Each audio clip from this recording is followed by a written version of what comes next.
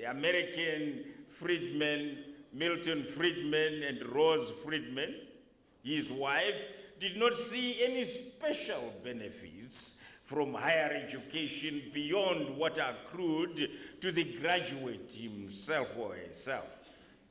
In fact, the two accused higher education of having the potential to promote social unrest and political instability.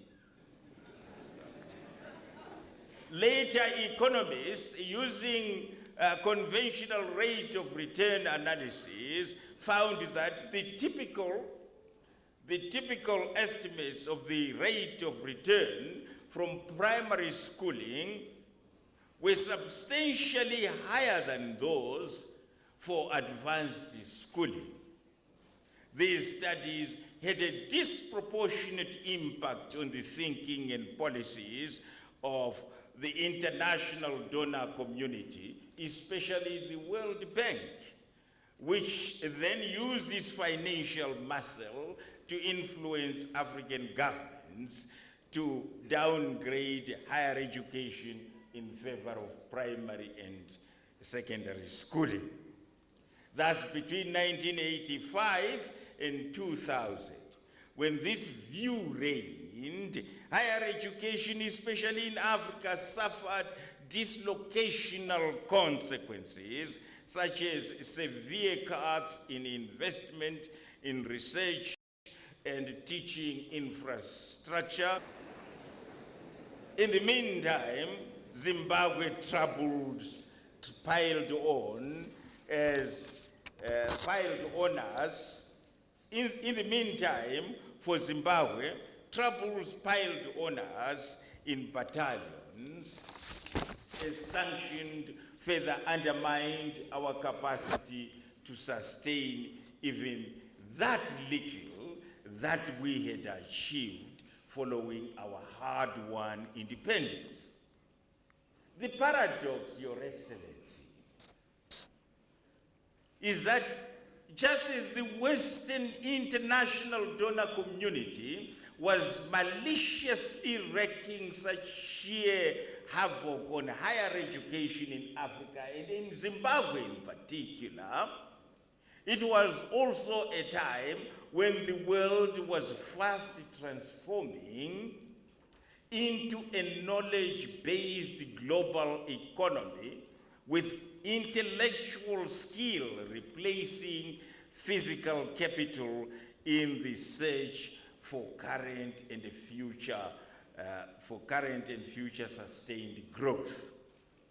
Graduates generate higher taxes for the state, generate entrepreneurship, create jobs, promote good and political governance, constitute a highly qualified and skilled national cadre for the civil service, private sector, the health sector, and in fact for the entire social and economic fabric.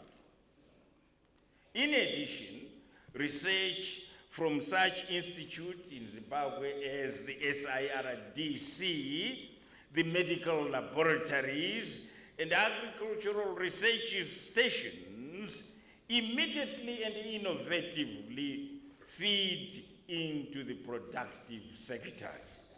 Your Excellency, the organic link between higher education and knowledge societies is self-evident.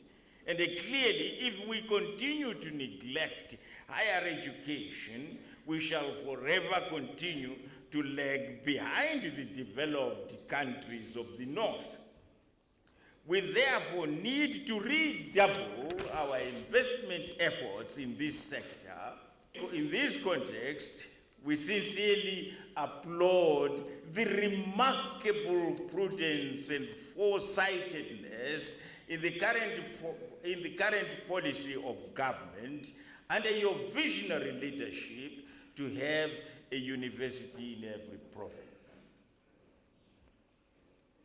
These various institutions will only be effective if they are fully integrated into the knowledge society, which is only the other side of the same coin called the global village. We shall only be able to attract and retain scholars of high caliber if, apart from offering attractive packages, we can ensure that they stay in touch and communicate freely and speedily with colleagues anywhere and everywhere, nationally and internationally. This will enable them to participate on equal basis with their colleagues in the North in the formulation of research paradigms, theoretical and methodological models, and to enjoy the use of the latest research equipment, books, and journals. As leaders of higher education, we are now working very hard to take Zimbabwe's higher education into the knowledge society through the setting up of a national research and educational network, NREN, an agency for collaboration at national level encompassing all higher education institutions, including teacher education and polytechnics in the country, facilitated by high-speed broadband. The project should bring Zimbabwe, or the Zimbabwe NREN, into the network of all NRENs in East and Southern Africa, which incidentally are at a very far advanced advanced functioning and operational stages.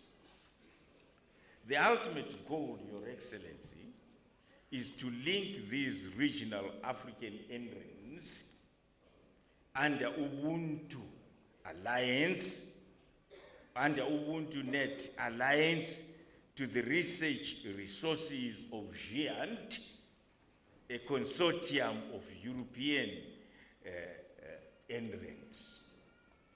This will guarantee that we can recruit any scholar from anywhere in the world, locate him or her at the Midland State University or Lupani State University, and he or she will be as good as sitting at Yale University in the United States in terms of access to research resources and communication with colleagues in his or her research interest. Your Excellency, as we join the Knowledge Society by means of reliable and fast information communication technologies, we do so with our eyes wide open and indeed aware that this playing field is tilted in favor of the North. Indeed, the brilliant and highly perceptive African scholar from Benin, Professor Pauline Huntonji, has rightly observed that the new so-called knowledge society is only a slight nuance of the traditional paradigm of the erstwhile or former colonial co-periphery arrangement of economic exploitation of the colonies. For generations, as you know, Your Excellency, the North siphoned the surplus of the South, and indeed thereby accounted for much of the underdevelopment our countries are suffering currently. The Knowledge Society, too, Your Excellency, brings in its train more or less the same unequal arrangements which may lead to the intellectual impoverishment of Africa. I am sure, like ZANU, during the liberation struggle, avoided machinations to derail the struggle by means of his vigilant slogan, Tamba wakachenjera, tichatamba takachenjera mu knowledge society. Your Excellency, allow me now to turn to the occasion of our celebration today.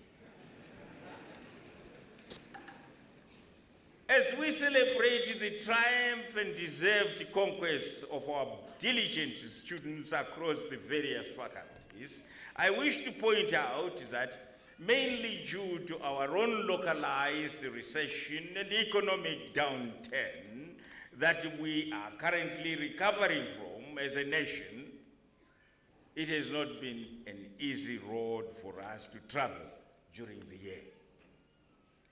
A combination of unstinting loyalty and stubborn fortitude made it possible for us to collectively defeat a multiplicity of challenges that threaten to overwhelm us and drown our vision prematurely.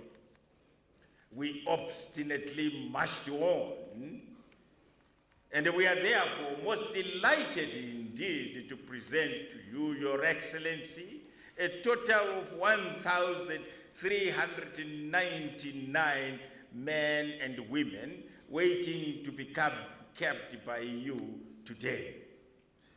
Of this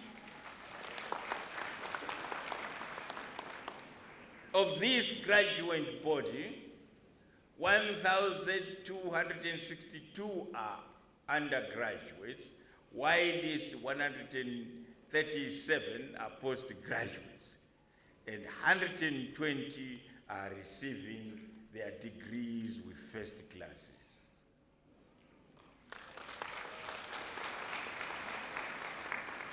Of the entire number of the graduating class, Your Excellency, 46% are women, and this has been a steady climb from a mere 30-something%.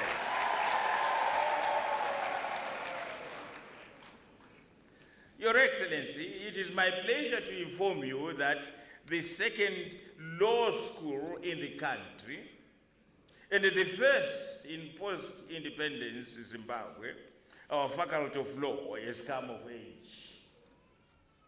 The Faculty of Law opened its doors to students in 2006, following its achievement of the rigorous standards and requirements of the Council for Legal Education in Zimbabwe. The Bachelor of Laws degree was designated in 2007. Since that time, the faculty has not looked back and has participated and distinguished itself in various regional and international moot court competitions. Your Excellency, in our small contribution towards buttressing the justice system in Zimbabwe, we are indeed